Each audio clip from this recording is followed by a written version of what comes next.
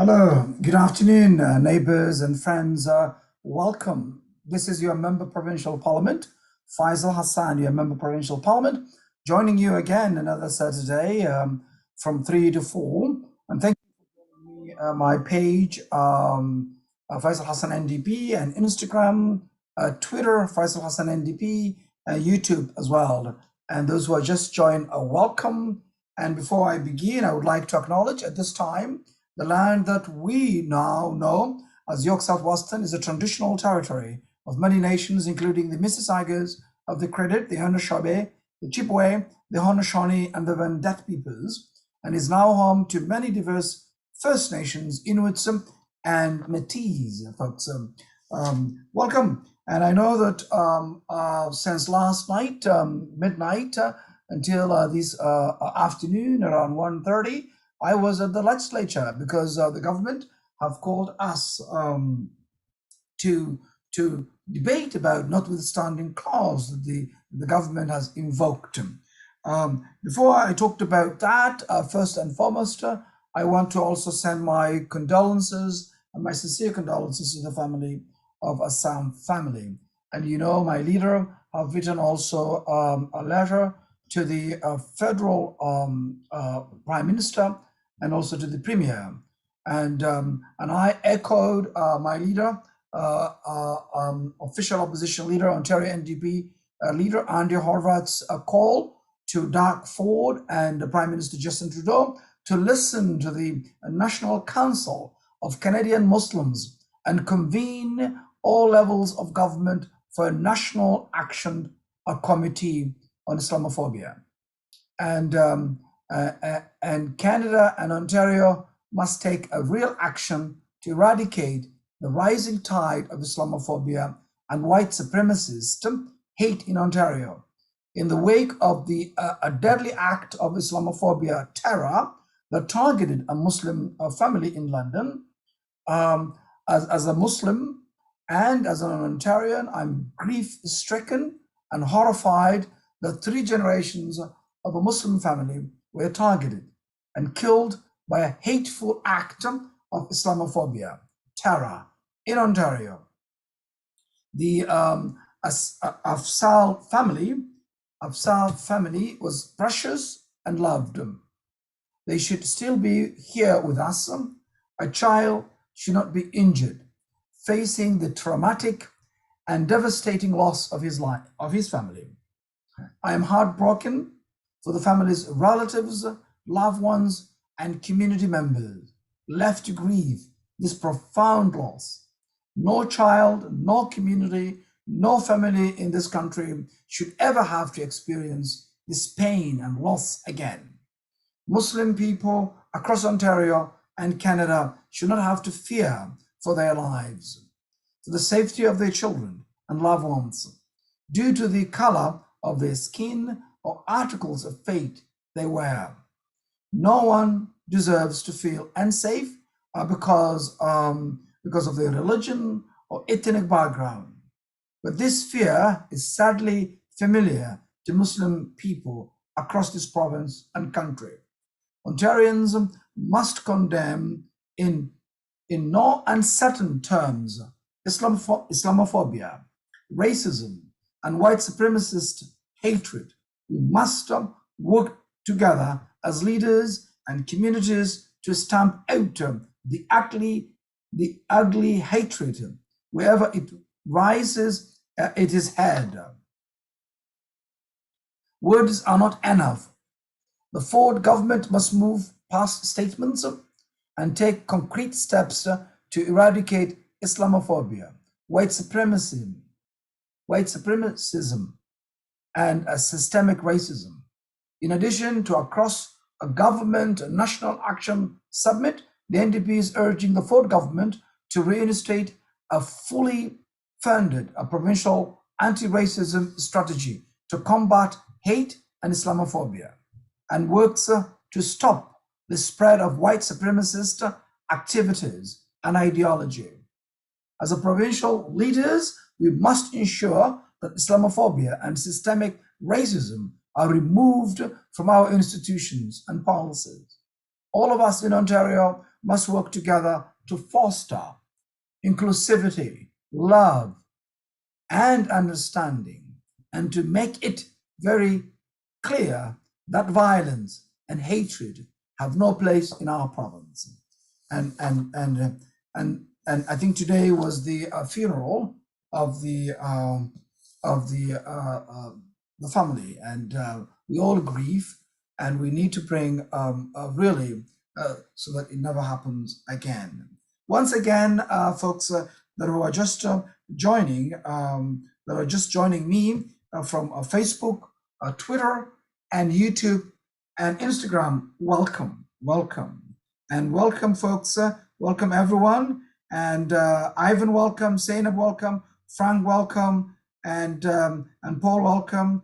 And I know that Ivan says hi, Hassan, Mr. Hassan, welcome, Ivan, and hope you're doing well and enjoying this beautiful weather today. Frank says, I agree. How can we deal with any religious tensions when terrorists seek and kill visible and religious minorities and vulnerable?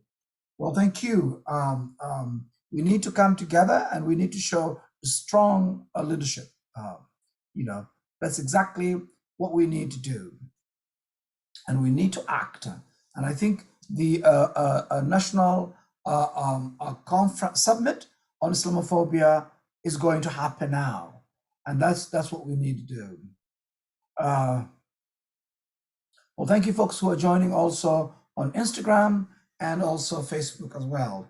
Well, folks, last night until this afternoon, I was at the legislature, and my members of my colleagues, members of the official opposition, NDP, MPPs was also there. So do the government members. And we know that this government have invoked the notwithstanding clause.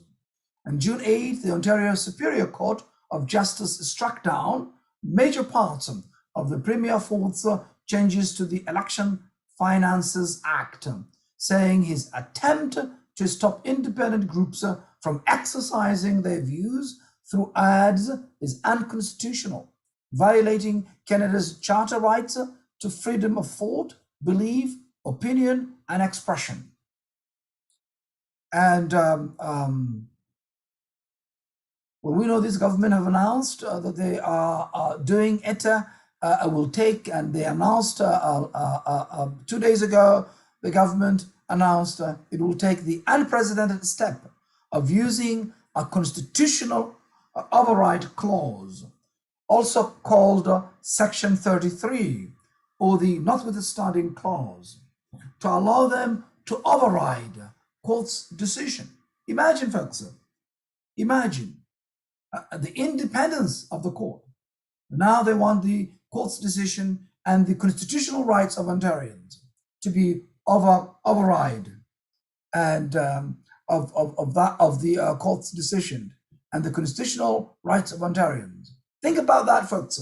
We have been debating about that last night, and tomorrow, of course, we will also continue to debate, and we are taking it, we are holding this government accountable, folks. Dominica says, Darkford government this Monday, 14th, for Monday, is the not allow us to speak. Well, that's why we are defending your freedom. We're defending your liberty and personal thoughts as well. And this astonishing lack of respect for our constitutional rights is disturbing, folks, and unacceptable. The Charter of Rights and freedoms affords every Canadian freedoms that are essential to our identity. The Premier's plan to fluntly toss those rights aside for his political gain cannot go unchallenged. Families of long-term care residents should have the right to voice their criticism of the government's handling of a pandemic. Parents of children with autism should be free to voice their displeasure at the government choice to slash autism funding. Frontline healthcare workers should have every right to inform the public that the government that refers to them as heroes, frontline workers, heroes and champions, has stripped them of their ability to bargain collectively with all the challenges facing this province. The fact that the Premier would evoke the use of these unconstitutional, the use of the constitutional nuclear option and the silence his political opponent tells you all you need to know about this government's priorities, folks. And we are prepared to do anything necessary to put a stop to this undemocratic action at a time when Canada is mourning from horrific tragedies in Kamloops and London and still battling a pandemic. Premier Ford is worried most about Premier Ford. While the government works to protect the king, my colleagues and I will be returning to the legislature. We have returned to the legislature, folks. And last night, we have been debating about it, and I have been there and I'll continue to be there to bring your voices to the legislature. I have participated, last night, and my colleagues have many of you work shift work, late hours. That's not a problem for us. We are ready to do the people's work and make sure we are there to represent the people of York South-Weston in addressing those important rights that we have gotten. And thank you, each and every one of you, for joining me today. And very good. Dominic says here quickly, I'll take his comments. Darkford government hasn't done anything correctly from when this pandemic. He hasn't done anything for any teachers. And you're right, I agree with you. He hasn't done a basic days. He hasn't tackled the issue of long-term care. And we've seen how our seniors have been treated. What the reports that the military has revealed there. And also, we have called for an inquiry to make sure that we hear the concerns of the families and communities at large. This government, what do? They just call a committee, they just shut down everything, and we will never know what went there. But rest assured, an NDP government will fix it. We'll fix it, we'll remove a profit out of the long-term care, we'll make sure that there's no money to be made on the backs of our seniors. And I welcome you again for joining me, folks. You are watching your member provincial parliament for York South-Weston, joining you, my YouTube, my Instagram, my Facebook page, and also Twitter. Faisal Hassan NDP is my handle. You can follow me. Also, you can subscribe my YouTube so you can get an instant updates.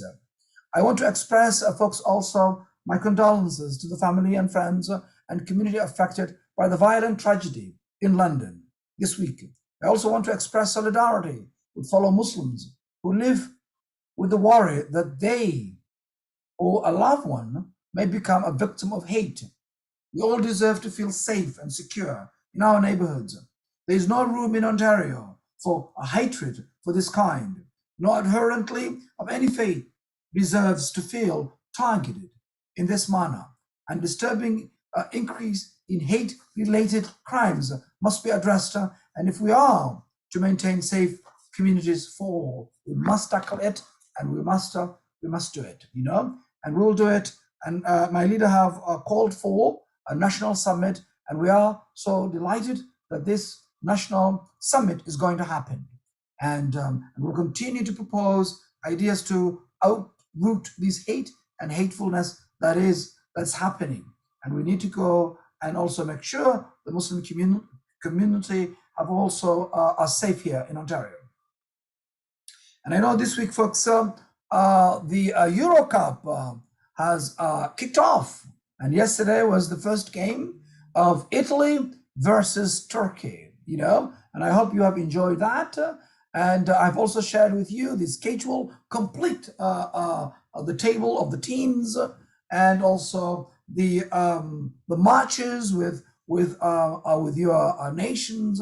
We know the Portugal and also and Italy teams, and also it was also this week also was a Portugal Day as well. Happy Portugal Day, folks. Our community is home to many Portuguese families and small businesses that are doing a fantastic job in our community, who also will be celebrating their wonderful food, art, language, and culture with pride. You are a vital part of York Southwestern.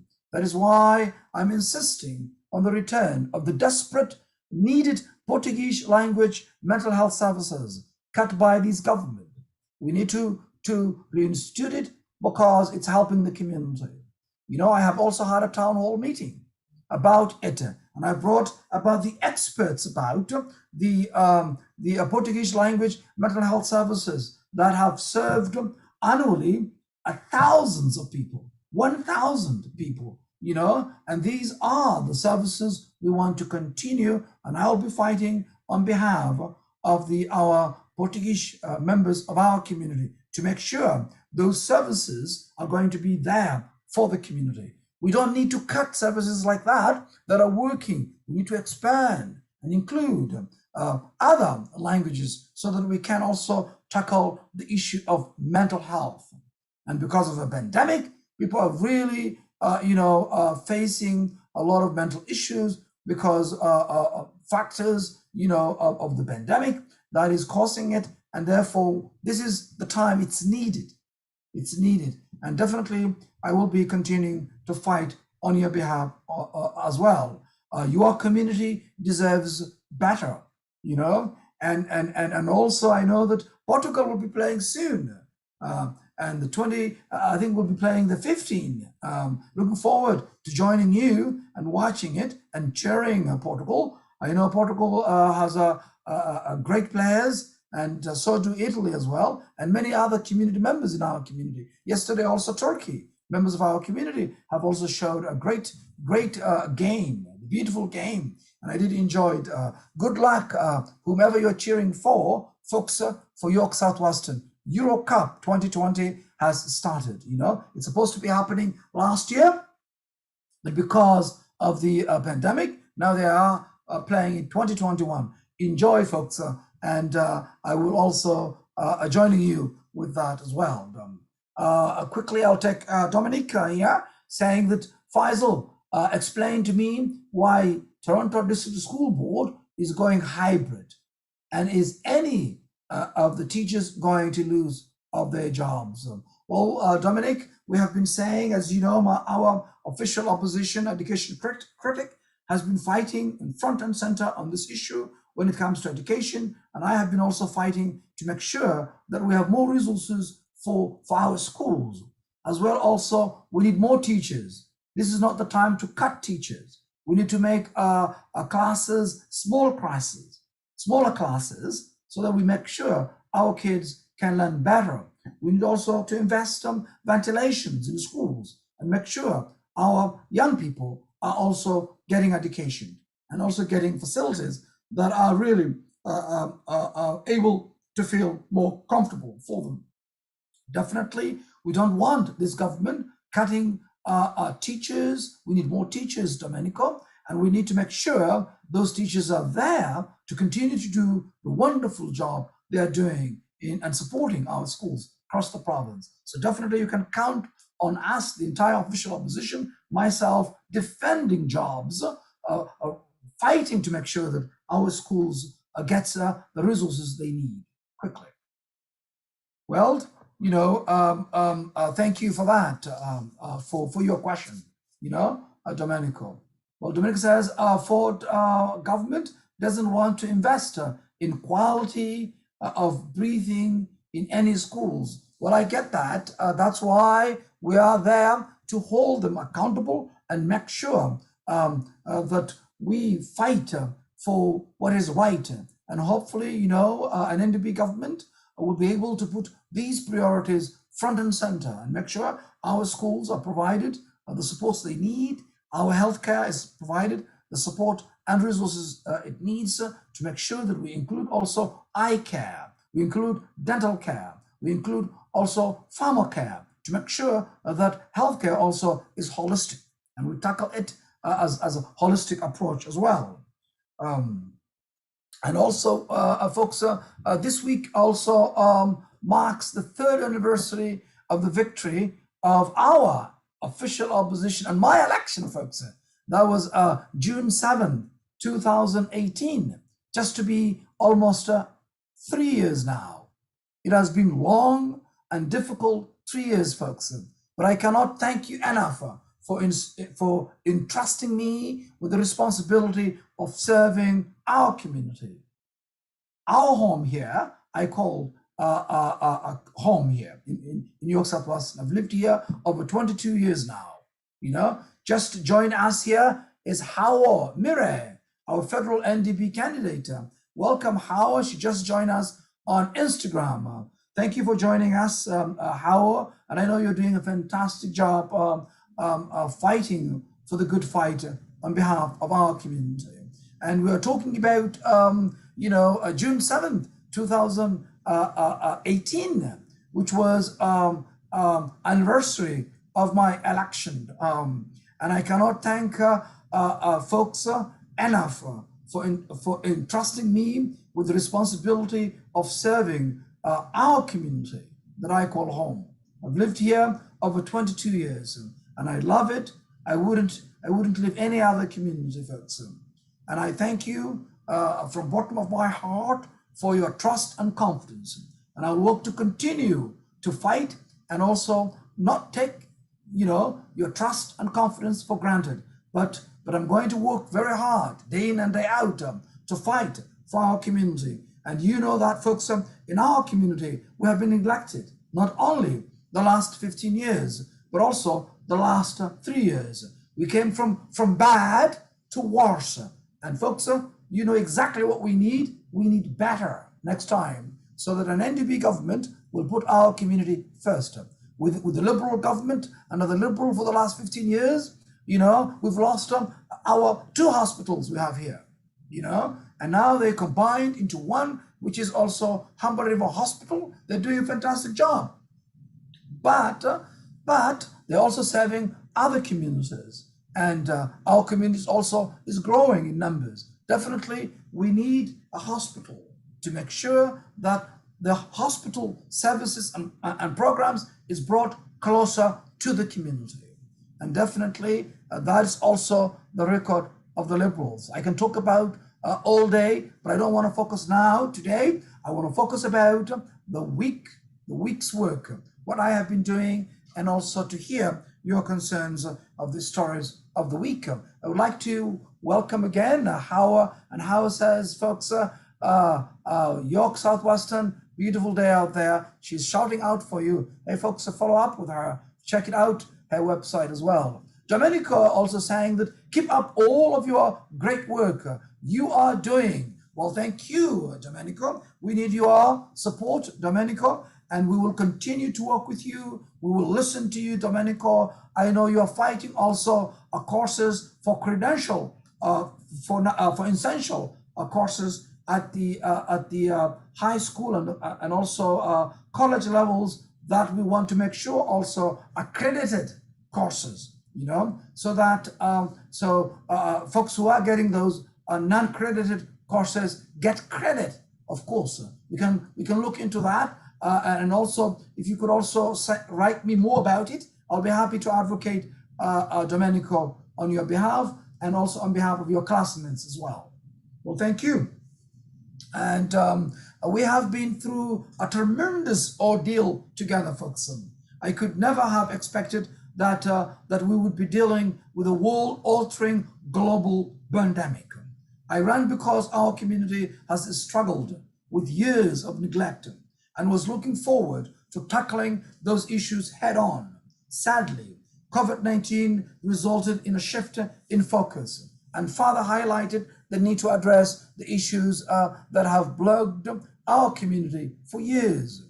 I am proud of what we have been able to accomplish this last 3 years together. And if I could have just highlight some of them, my folks, what we have done there. We have worked hard to bring vaccine resources to our community.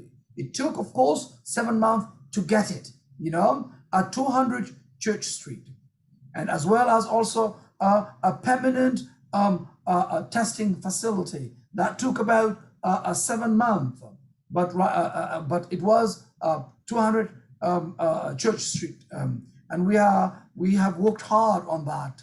We have fought against government plans to make a drastic cuts to vital services like healthcare and education. We have insisted on renewal, focused on community hotspots like ours, and ensured that our community was treated as a priority, not an afterthought. And that's what we have become, folks, an afterthought. And we have fought hard for basic days, direct government support to struggling small businesses. There is still a great deal of work to do on a whole host of priorities. And I know that also we fought to save Nelson Boyle, and I know how I went there. That is your high school, Nelson Boyle. You graduated there. And I welcome also my friend Patrick Corey, who is a journalist who is just joining us on Instagram. Welcome, Patrick. And yes, we fought hard because the Toronto District School Board wanted money, because they wanted to get about 14 million in order to transfer to that school, to the Catholic community, to the Catholic board. And that was very difficult because even though both the school is public, both boards are public, but then there is no mechanisms. These schools could be easily transferred. So we need to fix that issues. So we have won this victory by going to the Minister of Education, Lisa Thompson then, and now it's Stephen Lecce, but Lisa was very instrumental working with me to make sure that we get that money. I advocated, I worked hard to make sure the community gets the school. We do not want the school to be sold to the highest bidder in order to make it a condo, So we make sure that school stays in the hands of the Catholic, and I was able to successfully get that. These are the successful stories I want to share you, things I've done for the last 2 years. So now that school is in the hands of the Catholic board, and I'm so happy that students in the Catholic board can now use that school to make sure that property is used for having and remaining in the hands of for the Catholic board as well there. And I know that also we are continuing also to fight to make sure our beloved school, York Memo, is also a school that I've advocated not to change the structure, the history, what it is. And it is a community hub, a memorial for our fallen soldiers. And we want exactly to be built. Some of those folks were thinking about, we will build, on the ground, we'll build the school, and then on the top, we'll make condos. We said, hell no, we don't want that. And we don't want that completely. We want the school to be built as it was, to a tribute to the fallen soldiers. And that is what's going to happen, folks. So definitely we'll continue. We will be confident that exactly that's what's going to happen. Also, we want also George Harvey, our school, to remain as it is. So we need both schools to continue the work they're doing in the community. And that's also something the board this week is going to look into that. But definitely, that's exactly what the community have said. And that's what the community said they need it and so forth. So we'll continue to do that as well. Quickly, I will just read comments from Instagram.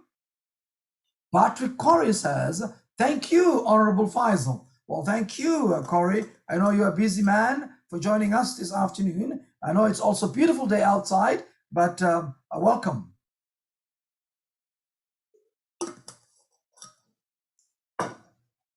Also quickly on Facebook, Ahmed Bawa says, if the provincial government provided proper funding for school repairs, they would not be needed for Toronto City School to act this way. 2 billion backlog of repairs. Even during the pandemic, there is a slow progress in improving ventilations. Well, I absolutely right. There have been many consecutive, the Liberals in that case, for the last 15 years, and also Mike Harris as well, and also this current government have also reported they also added up more the repairs of schools. And I agree with you, we can do better, but definitely there is also, Ahmed, there is also a fundamentally developers interested to get our schools in their hands. And I say that these schools are community hub. They have history. We don't want to sell them.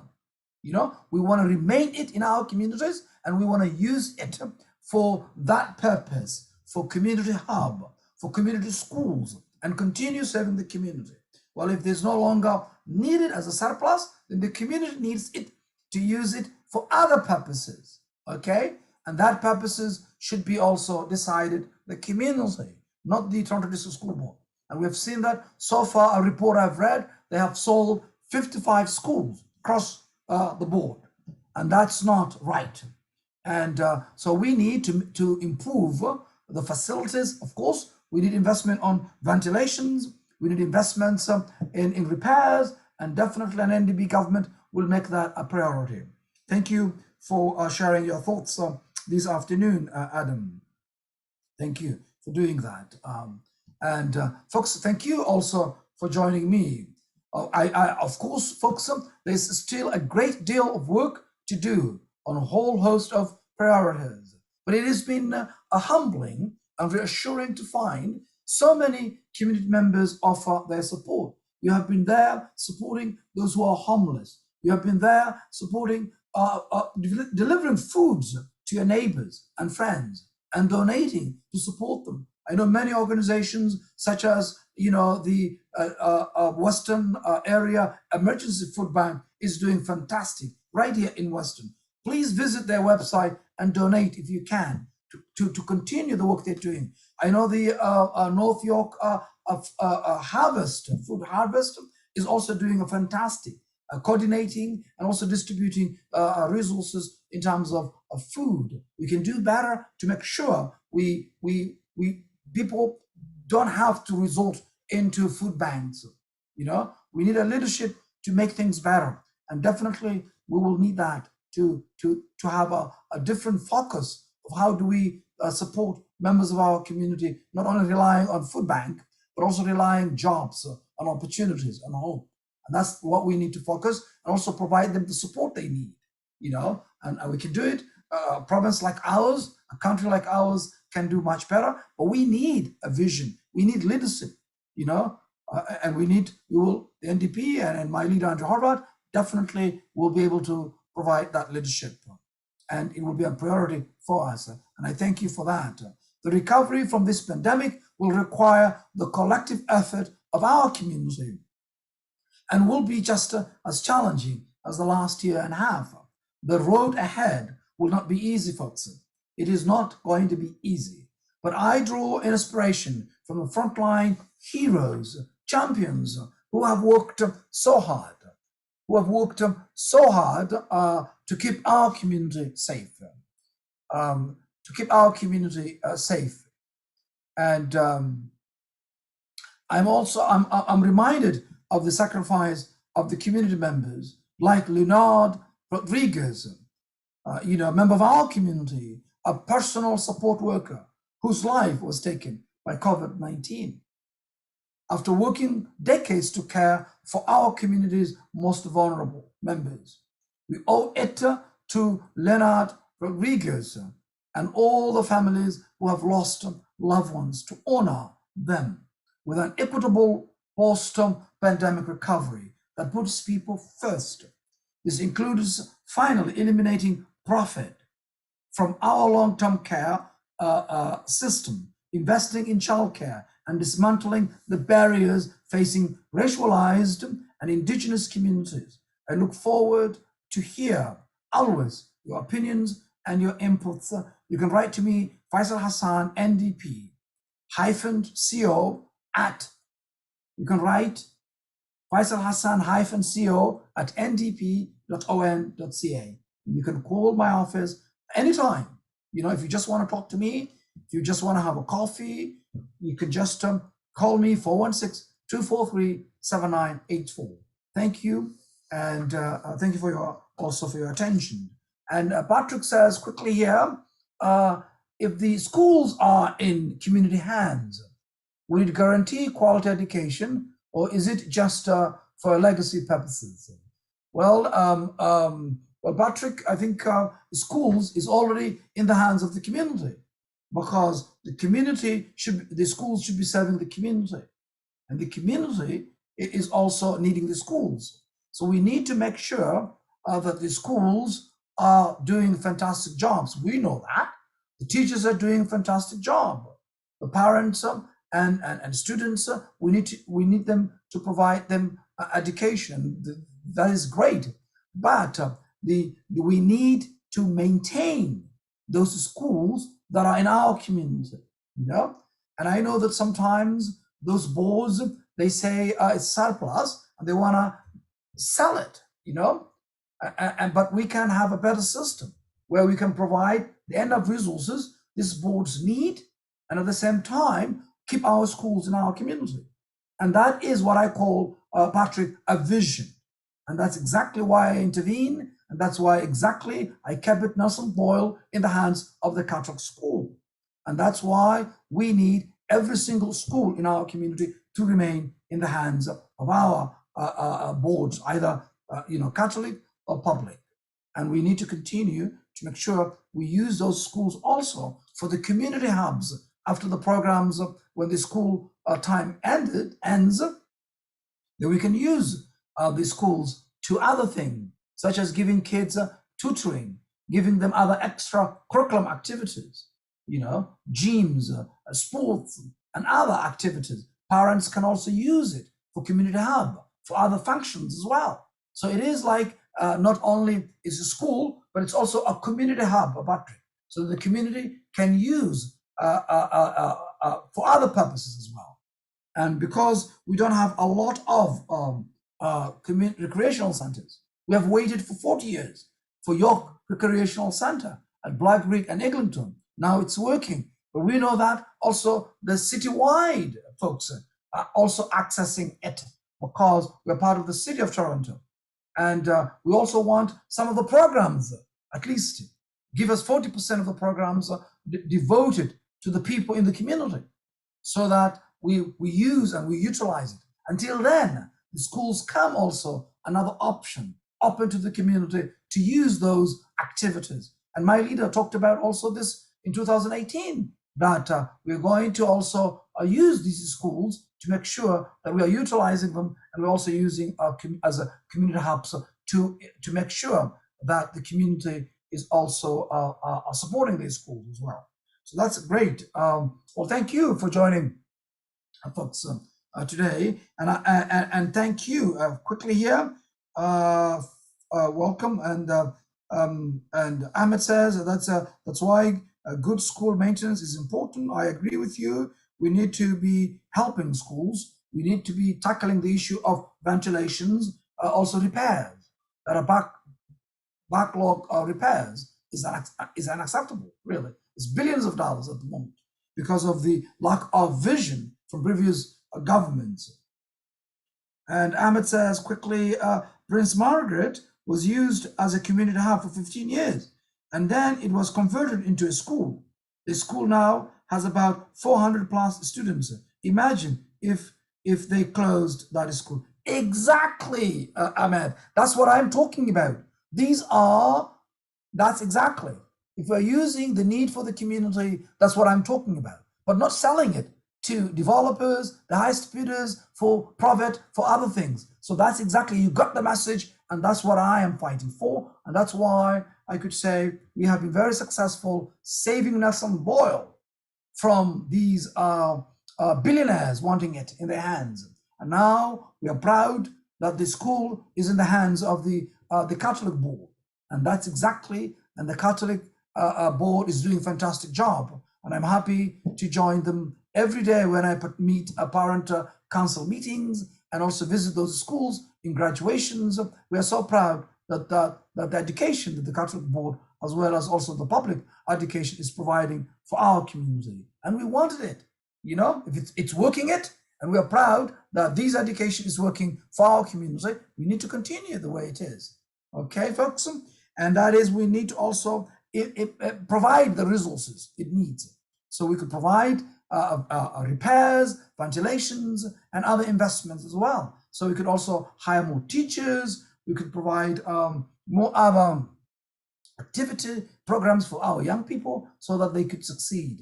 Okay, so so you can count on that. And imagine if I was part of the government, we could also do more than what we have accomplished so far for just the last three years. We could do more of that as well. And well, folks, thank you for joining me this afternoon. You have been joining Faisal Hassan, your member of provincial parliament for York South-Western, and thank you. We will, as I said last year, that we're going to meet every Saturday from 3 p.m. to 4 p.m. And I know that last night I was been up until midnight to now, almost basically more than 24 hours, because exactly many of you are also doing the same things. Our nurses do that, our doctors do that, our factory workers do that, and so that won't be a problem for me to do so continuously on behalf of our community. Welcome, folks, and welcome Nadia as well. And of course, also, folks, today, not today, but this week, I meant to say, the province has announced that the stage 1 reopening will begin this Friday. Yesterday, June 11th, thanks to lowering case counts and your also cooperation, you know, as you are responsible members of our community. And more individuals rolling up their sleeves for vaccination. We were able to reach this benchmark 3 days earlier, you know, as was scheduled, you know, and that's great. You know, stage 1 was June 14, but 3 days before it has achieved it. That's great. The new restrictions will allow now larger outdoor gatherings up to 10 people now, outdoor dining up to 4 per table, and also increased retail capacity 25% for essential and 15% for non-essential, and that's also very important. Well, you know, if you are in doubt, you can actually check on my website, or you can actually check also my newsletter. If you have not been receiving updates for my electronic newsletter, you can actually subscribe. You can go to my website, faisalhassan.ca, and there you can register, folks. So you can get twice a week updates of what we are doing at the constituency, as well as also at the parliament. Khalid Ahmed, welcome Khalid, says, thank you for your hard work, brother. Well, thank you, Khalid, for joining us this afternoon. So also second dose updates. It's also this week also individuals turning ages 70 and over in 2021, as well as individuals who received their first shot of vaccines before April 18 will be eligible for an accelerated appointment to receive their second dose. Also this week, we had a pop-up, also a new pop-up at the Charles Webster School at 1900 Kill Street. It's still happening today until the 13th, you know, until the 13th. I think 13 is today, perhaps, because I was up all last night. So, and that time was 12, you know, and then of course it becomes 13. So we are 13 today. So today will be also happening until 9 p.m.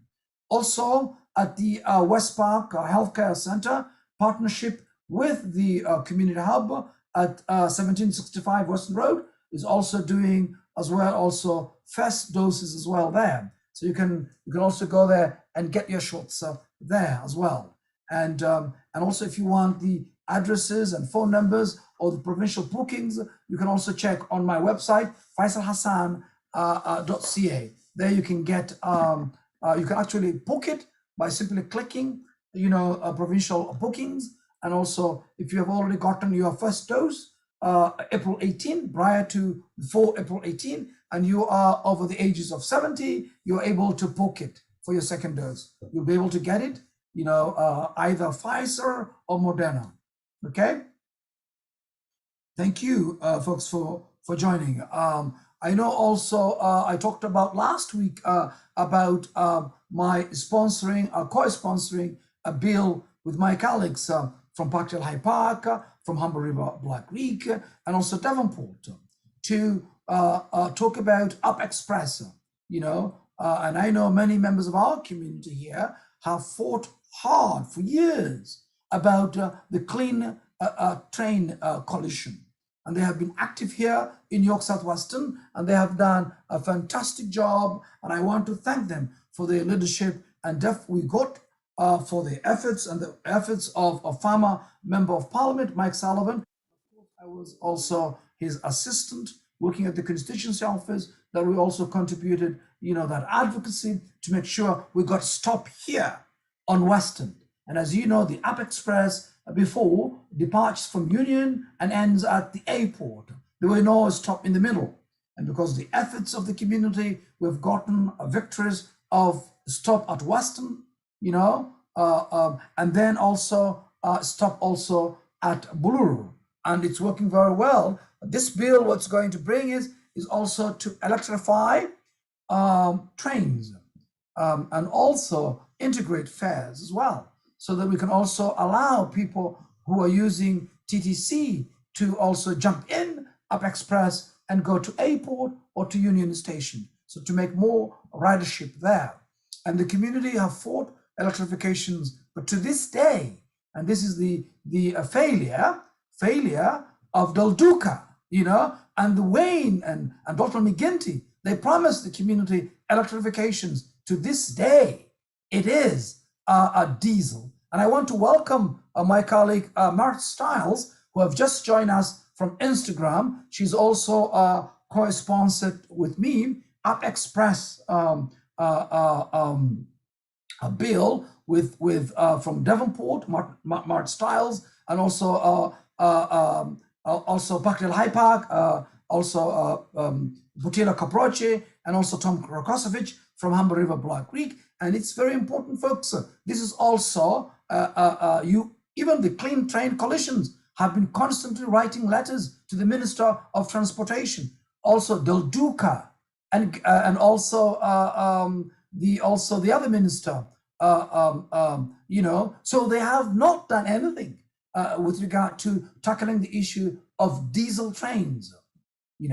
And diesel trains still is going through on our community. Well, thank you, Mark Stiles, for joining us. She's also, folks, we've talked about education, and she's also our critic heading on front and center with education. You guys have asked me questions with regard to ventilations, repairs. We need investment, definitely. And I also thank her work there, Mark Stiles, for fighting to save our public education. And folks, remember, this government, they don't like public education. We need to make sure public education is there. Also, we want the Catholic schools to be there because it's working it.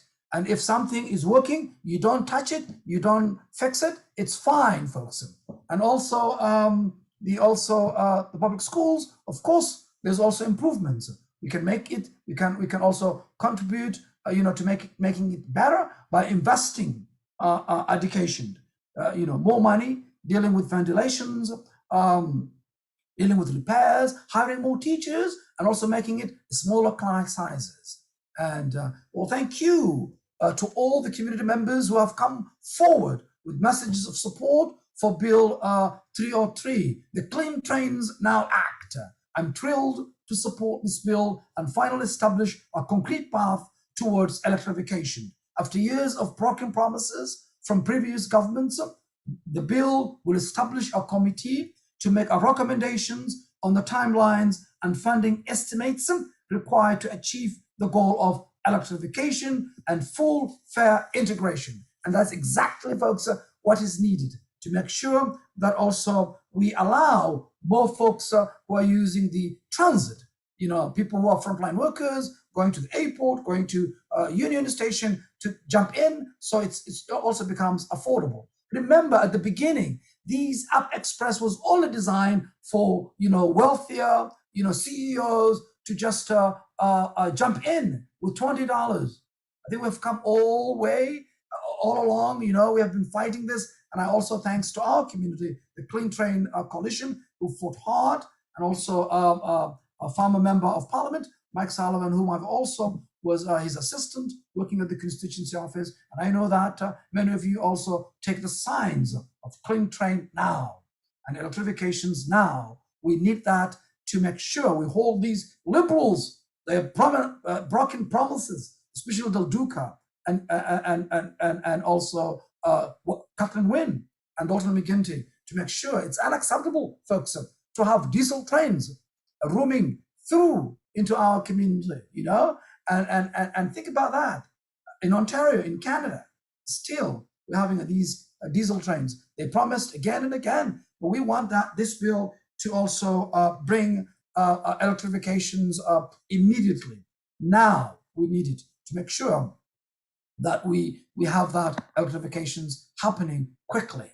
Well, also, folks, as you know, I'm also the youth opportunities critic for the official oppositions, and summer season is an important time for students right across York Southwestern. Summer employment provides opportunities for students to earn money to support themselves, their families, and the costs of education. With COVID-19, many of those employment opportunities are unavailable, placing a devastating financial burden on young people right across the province. This has become a focus of my work, supporting youth opportunities, and I have taken steps to identify these concerns with the current government. And we need, by providing financial support to key employers for young people like the CNE, they hire close to 5,000, during the summer times. We need to invest it to make sure that CNA is here again, another 142 years, to make sure that we are providing, we are making sure that industries like CNE are providing summer jobs to young people. And most of the young folks talk to me, you guys said to me, this is also the places you start for your first job. And we can ensure more opportunities for youth to thrive today and in the post-pandemic recovery by putting young people first. I've also put a motion in 2019, putting young people, providing experience, work integrated learning. And that means we need to provide more experience for young people during the summertime by providing internships, placements, and co-ops. We've asked this government to start with 27,000 positions. To this day, they have not. This would have given an opportunity for members of our community to take advantage of that and put to young people paid internships, co-ops, and placements that can actually provide them the experience necessary for them to actually gain that experience. And yet again, this government says one thing, saying they're supporting work integrated learning, but they do not put resources into their budget. And this is also another problem, folks. I'll let you know, as your official opposition's youth opportunities critic, I have been fighting for this. We've been putting ideas to make sure we implement them and make sure that young people have the experience needed in the job. And I know many of you, when you graduate, you have asked all the time. You have been asked, you don't have the experience.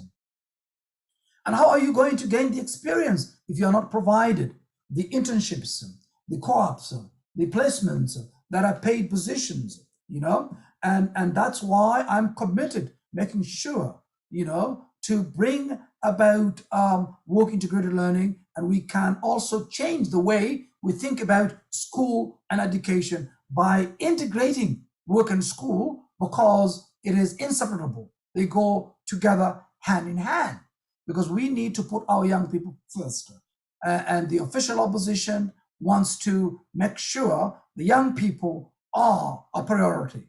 And an NDP government definitely will create more summer jobs, more also experiences for young people who are in colleges and universities by providing paid internships, placements, and co-ops. And also, what about those who are not in school?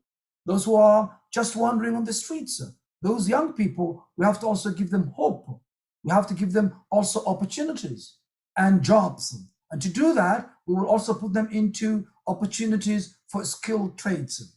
And exactly my motion, work integrated, exactly asked that. And those who are graduated but not working also will be also eligible for this. So we include every person, every young person who is a member of our community to be given an opportunity. Furthermore, we need also all projects that are coming into the community to also add them into community benefit. So we also allow that kind of an opportunity where these projects, when they end, so that also they leave with skills, they leave with investment, and also it's win-win because we are including the community and also they're gaining these skills necessary to provide them that, and we are also including them in that also aspect of it. So what we are trying to do, folks, is to think, work differently, and to include communities which have been neglected, and this has been the case for the last 15 years. And Dalton McGuinty, Kathleen Wynne, and of course, before that, Mike Harris, and now the last 3 years has been from bad to worse, folks. Well, thank you, folks. You have been watching Faisal Hassan, NDP. My handle is Faisal Hassan, NDP, and you can join me that my Instagram, my Twitter, and my also page, Faisal Hassan, NDP. You're also watching me this afternoon, also my YouTube. And if you haven't subscribed to my YouTube, please join, subscribe, okay? So that you can get instant updates, and you can also get, and even if you also want to get updates on my newsletter, please subscribe it. You can go to my website, faisalhassan.ca, and also you could go to the newsletter section, and then also go, if you can read the past news there as well, or you can subscribe. So you get also twice a week our updates of what we are doing in the community and also what's happening also in our community as well. Folks, also, you know, since midnight last night, I was with my colleagues at the legislature, and we were fighting for your rights, your freedoms. And we've talked about defending those rights enshrined in the Constitution. And this government invoking Section 33 of the Constitution is unacceptable, folks.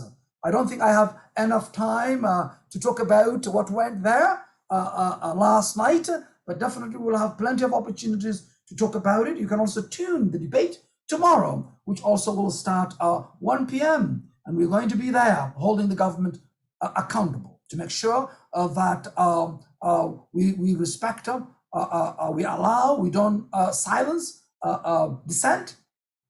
And this is exactly what the government is doing. This is unacceptable, you know. And a former Ontario Premier, William Davis, said, you know, who also helped frame the charter in 1981, has said the sole purpose of the notwithstanding clause was only for those exceptionally rare circumstances when a province wanted to bring a specific benefit or program for part of their population. People of certain age, for example, that may have seemed discriminatory under the charter. And folks, that this is not, it doesn't apply. And Bill Davison was also a progressive conservative premier, you know, and this is where we are now. This government has really, you know, not really using the tools they have to simply appealing it would be the right thing. Appealing it to the courts and seeing and putting an argument about that, but not just evoking the notwithstanding clause of the Section 33 of the Constitution.